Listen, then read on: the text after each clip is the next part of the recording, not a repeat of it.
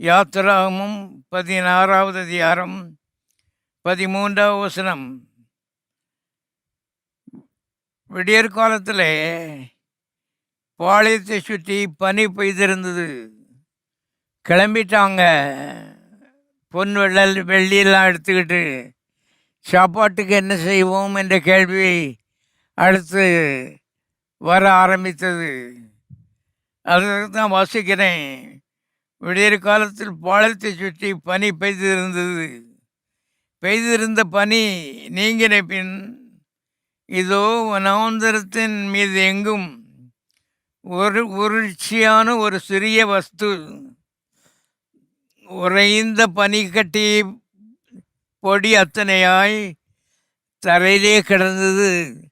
இஸ்ரவேல் புத்திரர் அதை கண்டு அது என்னதென்று அறியாதிருந்து ஒருவர் பார்த்து இது என்ன என்றார்கள். அப்பொழுது மோசே, இது தேவன் உங்களுக்கு புசிக்க கொடுத்த அப்பம் என்று சொன்னான்.